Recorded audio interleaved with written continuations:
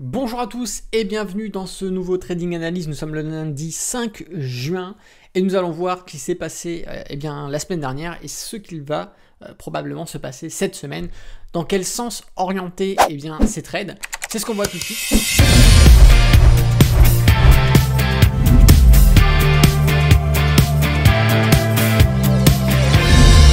Bonjour à tous, c'est Alexandre, le trader indépendant.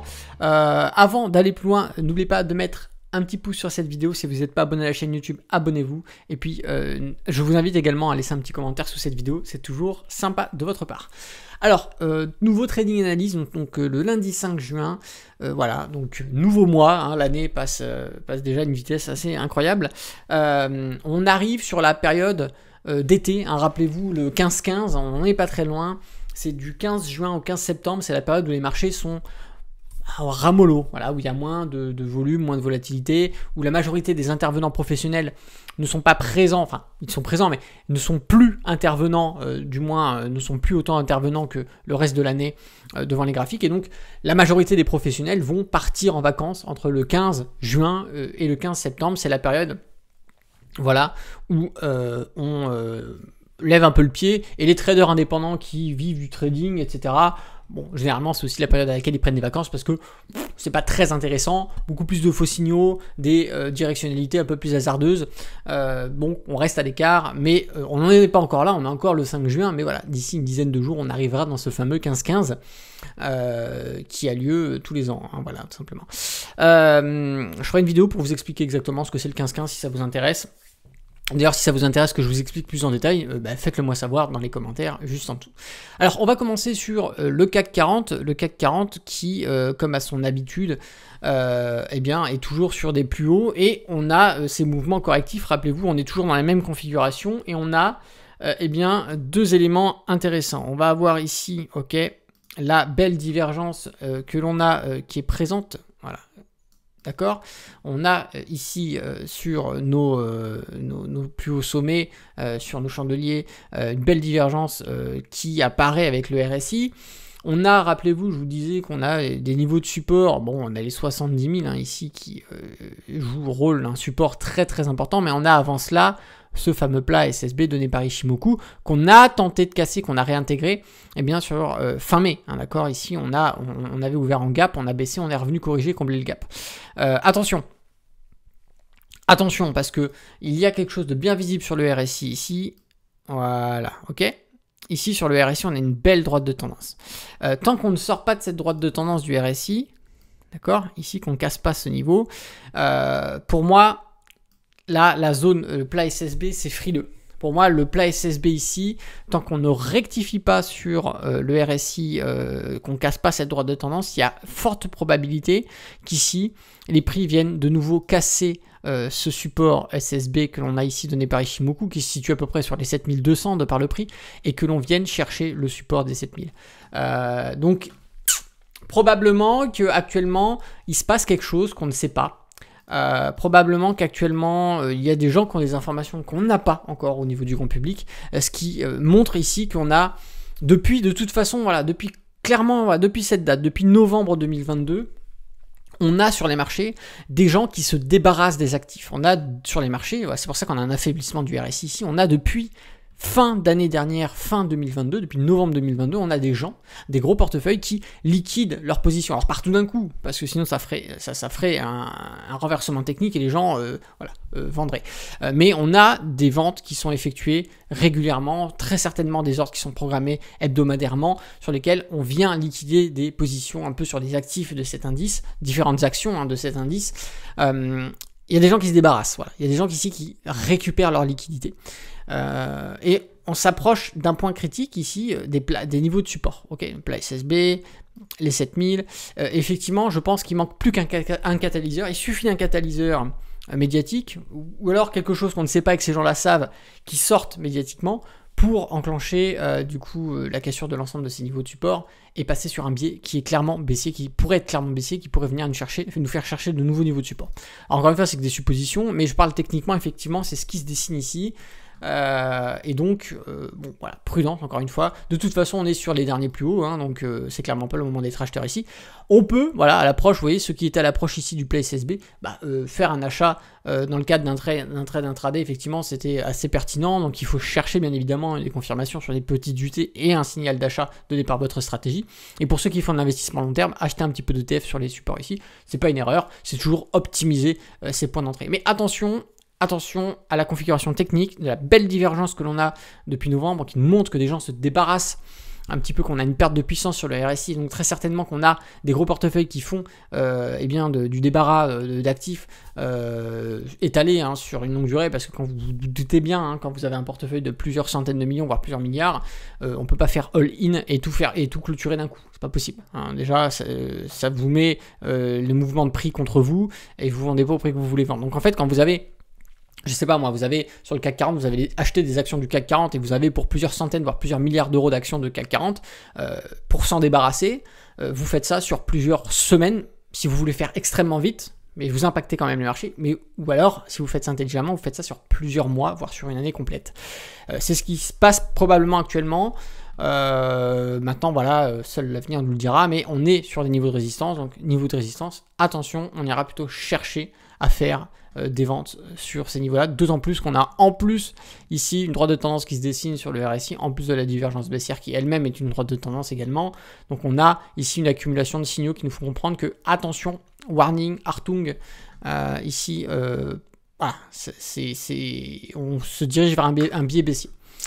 Ici, tout simplement, le DAX, c'est la même chose. On va avoir depuis novembre des gens qui se débarrassent. On a de grosses liquidités à la vente, tout simplement. On va avoir également, voilà, je vous le mets en évidence, hein, voilà, on l'a ici, hop, voilà, tac. Et effectivement, on va avoir... alors, on n'a pas fait comme le CAC 40, on allait chercher le support, mais n'oublie pas que le support important ici, c'est les 15 000. Et que là, effectivement, sur ces niveaux-là, on le voit bien, hein, on est en plein, comparé au CAC 40, on avait légèrement dépassé la zone de résistance. Hop, là, on est en plein dedans. Donc, on est sur les indices européens, sur une corrélation de niveau de résistance qui est assez dangereux techniquement, puisqu'il suffit, encore une fois, je vous dis, d'un événement qui sort, de quelque chose qu'on ne savait pas, que des gens savaient qui sortent, pour faire céder à la panique le reste des investisseurs et faire, pourquoi pas, provoquer un mouvement baissier. En tout cas, il y a quelque chose qui se trame, ça c'est clair. Maintenant, on n'est pas à la Myanmar, on ne peut pas savoir, mais encore une fois, il y a un niveau de support ici donné par Ishimoku qui, normalement est censé protéger un peu sur les mouvements baissiers, mais si on casse ce niveau-là et qu'on casse les 7000, les 15 000, excusez-moi, il y a moyen effectivement qu'on enclenche sérieusement un mouvement baissier. Ici, de toute façon, au niveau de résistance, on va chercher les ventes, ok, données par votre signal. On n'achète pas d'ETF, on achètera un ETF à l'arrivée du SSB ou à l'arrivée des 15 000, on commencera à acheter un petit peu, d'accord. Et sinon, dans le cadre d'un trading, voilà, swing trading, on cherche des ventes sur ces niveaux-là, ok. Et en intraday, on s'adapte à la séance intraday, même si je pense que en termes de puissance, on aura beaucoup plus de séances intraday à la vente qu'à l'achat sur les prochains jours et donc toute cette semaine.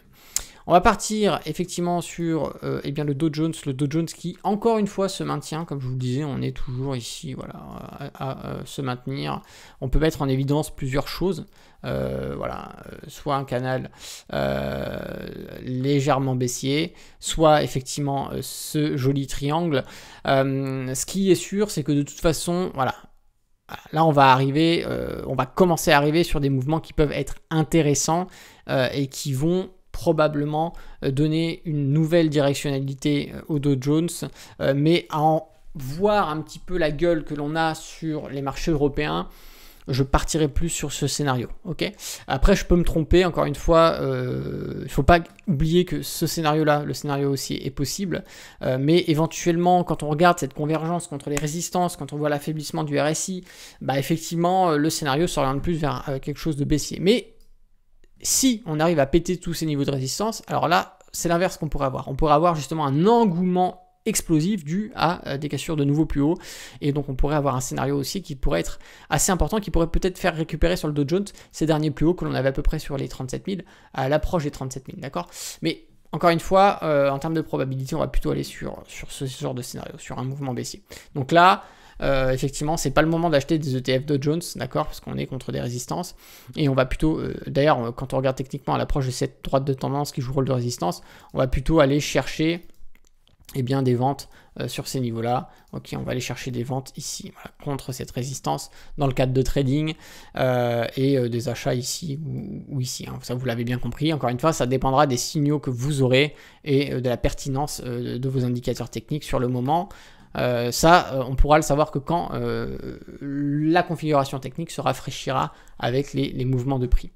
On va partir sur le Nasdaq qui, lui, là, fait toujours bande à part. Hein, et le Nasdaq, c'est le Nasdaq. On va avoir ici un support, hein, d'accord, qui se maintient sur le RSI et qui nous permet à chaque fois, à son approche ici, de faire rebondir les prix et d'avoir ces fameux mouvements haussiers que l'on a ici qui sont très beaux. Et donc là, vous voyez qu'on arrive sur les 15 000, pas très loin, d'accord. Ici, c'est un gros niveau de travail, hein, les 15 000. Et là, on s'en approche. Donc, attention ici, d'accord, gros niveau de résistance. Donc, forcément, commencez à récupérer une partie pour ceux qui sont en trading. Commencez à récupérer une partie des bénéfices à l'approche des 15 000. Pour les traders, intraday, scalpers, on va plutôt s'orienter vers des ventes à ces niveaux-là. Et si vous avez fait des achats d'ETF, encore une fois, il faut faire des achats d'ETF sur les niveaux de support, hein, ici ou ici. C'était les zones où il fallait acheter. Grosso modo, on pouvait acheter légèrement sur le repli parce qu'on n'était pas loin des 12 600 sur ces niveaux-là. Anciennement résistance, vous voyez, quand on a fait une résistance, hop, on revient en support ici. Donc ici, c'était une zone d'achat d'ETF, pourquoi pas sur le Nasdaq, mais maintenant qu'on est ici sur les plus hauts, on évitera de se positionner acheteur parce qu'on achètera contre une mauvaise configuration technique. On va partir maintenant sur le SP500. Le SP500 qui est un mix un petit peu là en ce moment sur ce qui se passe, qui a suivi un peu l'élan haussier que l'on avait sur le Nasdaq, mais qui est quand même assez timide encore une fois par rapport au Nasdaq, mais on n'est pas vraiment encore sur le Dow Jones. Voilà, on a encore une configuration qui est très légèrement différente. Cependant, lui, le RSI, on le voit bien. On a un RSI ici qui est très timide. Ok. Et puis de toute façon, on approche légèrement d'une zone de travail que l'on avait ici. Ok. Donc là, pareil, zone de résistance, warning, attention, c'est une zone qui est très pertinente puisque, vous voyez, zone de travail ici, zone de support et zone de travail ici. Donc là, on arrive sur une zone qui est une belle zone de résistance. Donc voir comment va se comporter les prix à son approche. Encore une fois, est-ce qu'on va breaker et repartir à la hausse ou est-ce que l'on va travailler? Ici, à l'approche d'une résistance, vous savez très bien, les probabilités sont plutôt de l'ordre de l'arrêt du mouvement, du travail, du rebond, pourquoi pas. Mais ici, du coup, effectivement, on ne viendra pas se positionner acheteur, on viendra plutôt en trading, chercher les ventes à découvert. Et donc, ça va être peut-être votre rôle cette semaine de chercher des signaux par votre stratégie de vente sur ces niveaux-là. Et si vous faites des achats de TEF, on attendra de revenir sur des niveaux intéressants. Pourquoi pas, vous voyez, ici, on avait un autre niveau de résistance qui, pourquoi pas, revenir en tant que support dessus. Ça permettrait de faire des achats d'ETF. Si on arrive sur le plat SSB ici, ça permettrait de faire des achats d'ETF également. Si on arrive sur d'autres niveaux, des achats, vous avez compris le principe, mais je veux absolument que vous sachiez comment est-ce qu'on intervient. On ne fait pas de l'investissement long terme comme on fait du trading. Et en trading, encore une fois, si vous faites du swing trading ou de l'intraday, eh bien, on n'intervient pas de la même façon. On va partir sur le Bitcoin, vite fait, bien fait. Le Bitcoin qui commence à valider un petit peu techniquement des choses qui étaient un petit peu qui puent un peu du cul.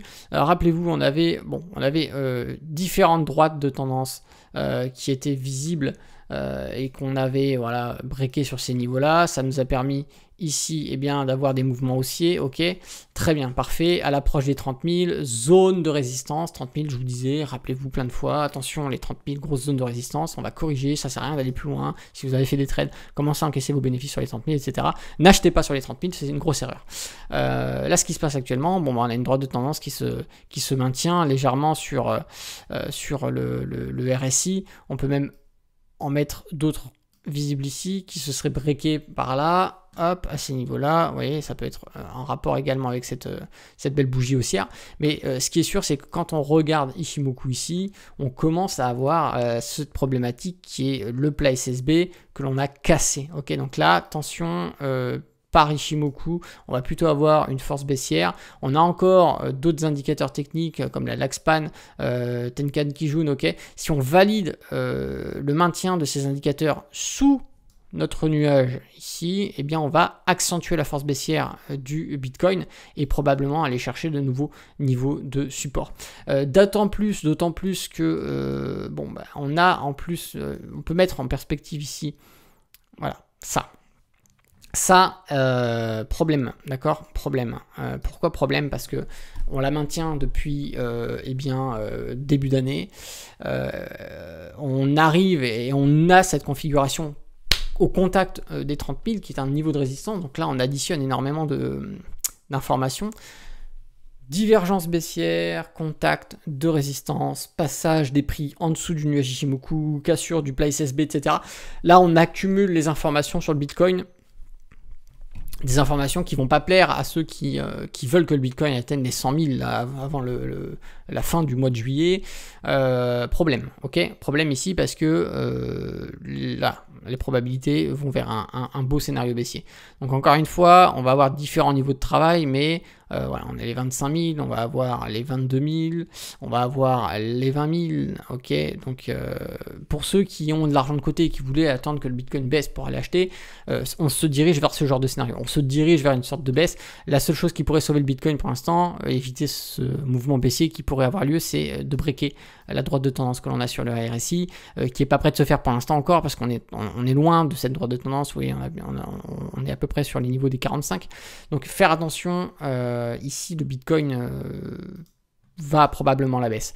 Et justement, quand on met en corrélation l'ensemble de ce qu'on a vu sur les indices classiques, Dow Jones, CAC 40, SP500, Nasdaq, etc., qu'on regarde un petit peu aussi le contexte sur les crypto-monnaies, on commence à avoir une belle convergence du milieu boursier et du milieu de la crypto vers une seule et même direction. En termes de probabilité, on va vers de la baisse. Okay, donc je ne sais pas ce qui se passe actuellement, mais on est en train de voir que de gros portefeuilles liquides des positions récupèrent de la liquidité, en tout cas, donc ils vendent leurs actifs. On voit que ce sont des gros portefeuilles parce que ça crée des divergences sur plusieurs mois sur ces actifs-là, hein, que ce soit le Bitcoin, que ce soit également les indices boursiers. Et le problème, c'est que si on a des gens qui savent et qui veulent se débarrasser, c'est qu'il y a une raison. Alors, le problème, c'est que je me demande quand est-ce que cette information tombera, et peut-être que ce sera le catalyseur qui enclenchera un mouvement baissier. Encore une fois, je ne veux pas parler de crack, on n'en sait rien, on ne peut pas savoir. Ça se trouve, c'est un mouvement baissier qui va avoir lieu pendant une semaine, 2 semaines, et ça va grimper, on ne peut pas savoir. Ok, ça c'est impossible. Encore une fois, un crack, on peut le savoir que quand il a lieu. Mais on a des éléments techniques qui, comme c'est pas la première fois, hein, mais à chaque fois qu'on a des éléments techniques où on montre qu'en termes de probabilité, on va vers un scénario baissier, on a toujours bien souvent des mouvements baissiers, des petites corrections, ou alors de grands mouvements qui peuvent effectivement engendrer des cracks. Mais là, effectivement, ces belles divergences perdurent. Elles sont là depuis plusieurs mois. Je vous invite à aller voir aussi vos graphiques en hebdomadaire. Vous allez voir qu'il y a des divergences hebdomadaires aussi qui sont présentes sur des indices. Effectivement, si elles se valident, ça peut donner de grands mouvements baissiers. Donc, encore une fois, en termes de trading, on va plutôt s'orienter à la vente. Pour les investissements long terme, on attendra d'arriver sur des supports pour acheter. Et pour ceux qui avaient de l'argent de côté, qui voudraient acheter du Bitcoin, qui voudraient acheter des ETF, eh bien, c'est peut-être une nouvelle opportunité qui se présente de pouvoir vous positionner sur des plus bas, ou du moins sur des niveaux de support assez pertinents qu'on recassera à la hausse, bien évidemment, plus tard, sur des beaux mouvements haussiers. Enfin voilà, donc du coup, écoutez, si vous avez aimé cette vidéo, n'oubliez pas de mettre un petit pouce. Si vous n'êtes pas abonné à la chaîne YouTube, eh bien abonnez-vous. Et puis si vous, tout simplement, voulez compléter quelque chose, lâchez votre petit commentaire, voilà, sous cette vidéo, ça fait toujours plaisir. C'était Alexandre, le trader indépendant. Moi, je vous dis à bientôt dans une prochaine vidéo. Et d'ici là, tradez bien sur les marchés financiers. Ciao.